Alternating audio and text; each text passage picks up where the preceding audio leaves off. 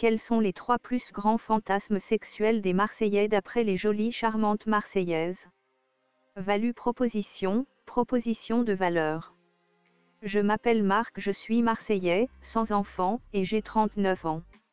Si vous êtes Marseillaise, chrétienne, blanche, que vous avez la trentaine, et êtes célibataire, rencontrons-nous pour du sérieux, qu'en dites-vous? Aussi, et ceci serait très profitable pour les célibataires chrétiennes, en demande d'un compagnon marseillais viril et puissant, j'offre à la fin de cette vidéo un livre au format e-book, avec mes fameuses coordonnées. De plus, n'oubliez pas mademoiselle de commenter, partager, et surtout vous abonner pour recevoir d'autres propositions de valeur. Voici les 3 plus grands fantasmes sexuels des Marseillais. Qu'est-ce qui fait vraiment fantasmer les Marseillais? La marque érotique Amorelie révèle quel scénario sexuel les titillent le plus, le plan A3 en tête. Un fantasme est une représentation imaginaire traduisant des désirs plus ou moins conscients. Et ce petit film produit par le cerveau peut, dans le domaine de l'érotisme, provoquer une véritable excitation physique. Quant à savoir s'il faut réaliser ces scénarios imaginaires ou en parler avec son partenaire, les opinions sont divisées.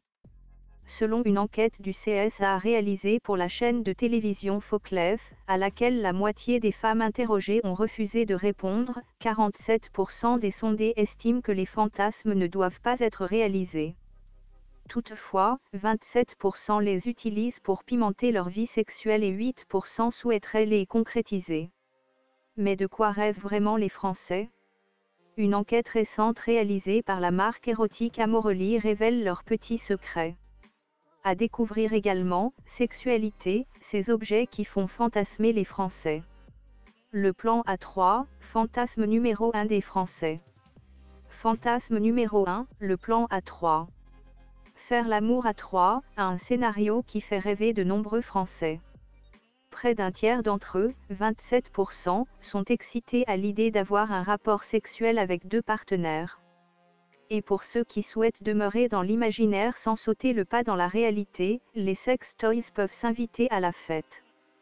41% des Français en ont déjà utilisé un et 15% ont le désir secret de le faire. Fantasme numéro 2, le sexe dans les lieux publics. 21% des répondants sont également attirés par le sexe dans les lieux publics. Parmi les endroits insolites pour faire l'amour, on peut opter pour la plage, la nature, la voiture. À condition de bien respecter la loi. Rappelons que l'article 222 à 32 du Code pénal condamne l'exhibition sexuelle.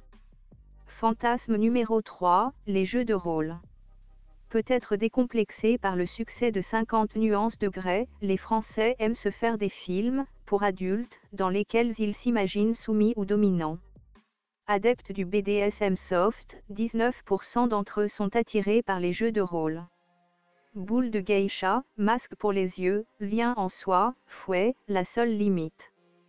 L'imagination, et le consentement éclairé des 2 partenaires.